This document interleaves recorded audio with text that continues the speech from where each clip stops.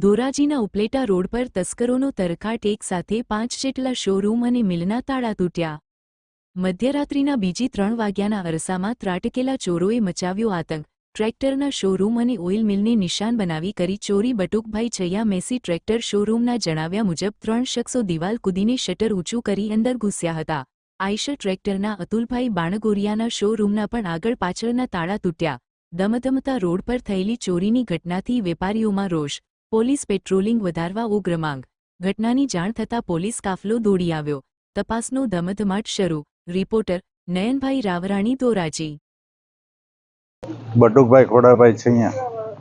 રાતના 2:30 વાગ્યાના આસપાસ 3 જણા આવ્યા હતા અને શટર ઊંચું કરીને દરેક શોરૂમમાં અને આગળ મિલમાં, અત્યારની મારી પાસે માહિતી એવી છે કે 16 જગ્યાએ ચોરી થઈ છે.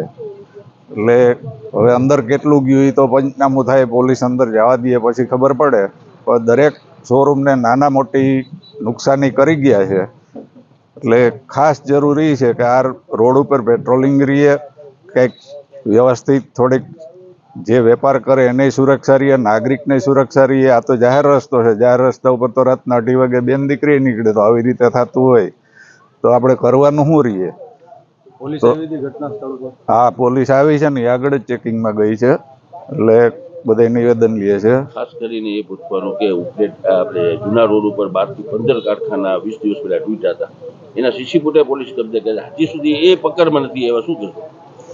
હવે એમાં તો એવું છે, આપણે કોઈને દોષ ન દઈ શકીએ. પોલીસે એનું કામ કરતી જ હોય, પણ બધુંય રાતોરાત ઉકલી જાય એવું તો હું નથી કહી શકતો, તમે ન કહી શકો. આપણે આશા એની પાસે રાખીએ અને એ એનું કામ કરશે. તમારી માંગ શું છે? અમારી માંગ એટલી જ છે કે આવી પ્રવૃત્તિ થતી હોય તેને વહેલાસર ડામવી જોઈએ અને એને સખતમાં સખત સજાઈ થવી જોઈએ. ખાલી આપણે એને પકડીને જામીન દઈને છોડી મૂકત, કાલી આ બધાય ગુના થાય એનું કારણ એ છે. જામીન દેવાવાળા પોલીસ કરતા જામીન દેવાવાળા છે તો એ તરત દઈ દે એટલે ગુનો બીજી વાર આચરાય છે.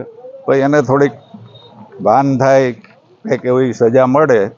બાકી તો જે શાંતિ ધંધા રોજગાર કરી એને રક્ષણ આપવું એ તો પોલીસની, ન્યાયતંત્રની અને બધાની ફરજ છે.